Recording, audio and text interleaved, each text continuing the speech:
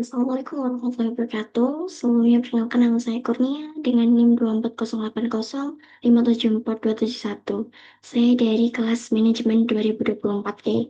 Jadi di sini saya mengambil studi kasus mengenai analisis penjualan produk, di mana yang nantinya saya akan menghitung if, VLOOKUP, dan juga grafiknya.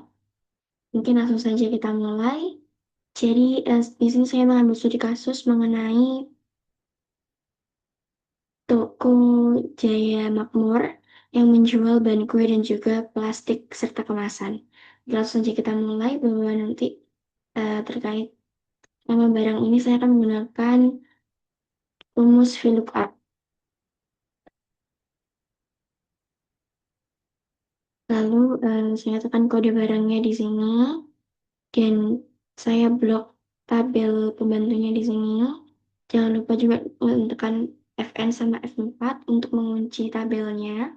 Lalu di sini saya juga menambahkan angka 2 karena saya mau mengambil nama barangnya di sini. Saya mau mencari nama barangnya yang berada pada tabel nomor 2. Dan ini bisa ditulis false atau null. Setelah itu di enter. Langsung dipastikan benar. Mungkin langsung saja saya plus 2 kali. Oke, selanjutnya di kategori ini saya menggunakan rumus if.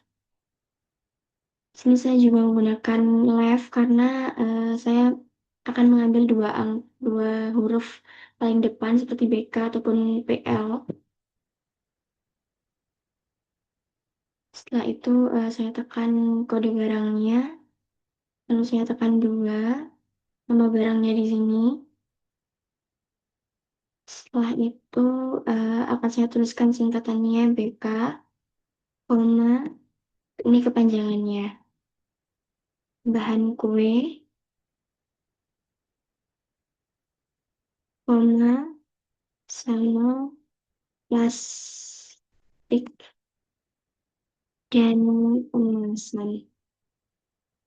Kalau sudah saya iya, nah kalau sudah dipastikan benar, ulangi lagi seperti tadi, tekan 2 kali, nanti akan muncul seperti ini. Lalu setelah itu harga satuan. Nah, harga satuan ini saya pakai rumus VLOOKUP seperti tadi. VLOOKUP. Di sini saya gunakan kode barangnya. Lalu setelah itu koma, saya blok lagi tabelnya. Gunakan Fn dan F4 untuk mengunci. Setelah itu saya gunakan angka 4, di mana saya akan ambil harga satuannya atau harga barangnya. Dan setelah itu saya gunakan angka 0 sebagai false. Kalau sudah, langsung saya tambah-tambah aja. Untuk total harga ini saya langsung gunakan ini dikalikan dengan kuantitinya. Oke, kalau sudah, langsung saja saya plus-plus seperti tadi. Ya, kalau sudah ini semuanya sudah lengkap, lalu saya menuju ke berikutnya, yakni pembuatan grafik tren penjualan per bulan. Saya gunakan pivot table, saya bikin bekerja baru. Nah, setelah itu tanggal penjualan saya centang, dan kuantitinya juga akan saya centang.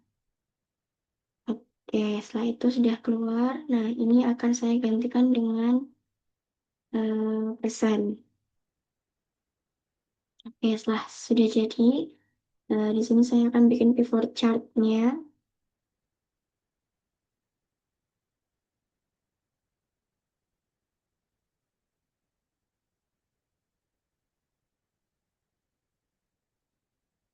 Oke, jika sudah, sini saya ganti dengan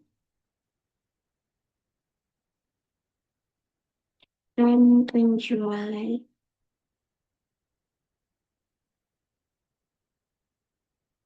Oke, baik. Jadi ini akan saya berikan presentasinya, lalu akan saya berikan garisnya.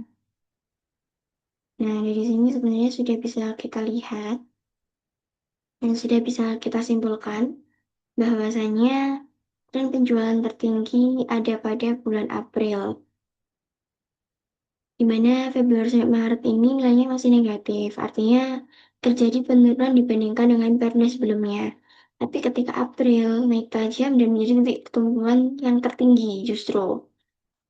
Lalu pada bulan Mei sampai Agustus ini terjadi fluktuasi ringan, namun masih berada di area positif yang atau mendekati stabil lah intinya.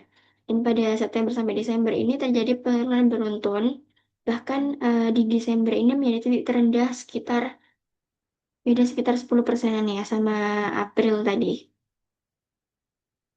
Sehingga performa terbaik ini terjadi di bulan April, sehingga mungkin kedepannya bisa waktu promosi atau permintaan pas sehingga bisa jadi waktu promosi atau permintaan pasar ini sedang tinggi di bulan-bulan April ini.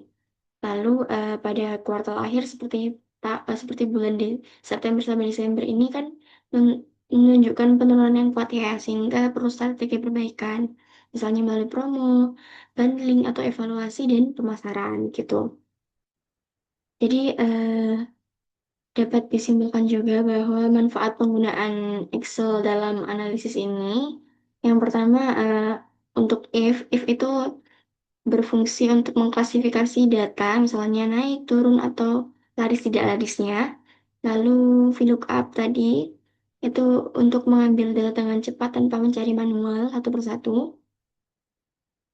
Lalu di pivot table tadi atau trend bulan tadi membuat ringkasan data otomatis per bulan atau per kategorinya sehingga bisa kita analisis eh, tren mana yang memang sedang tinggi di saat itu.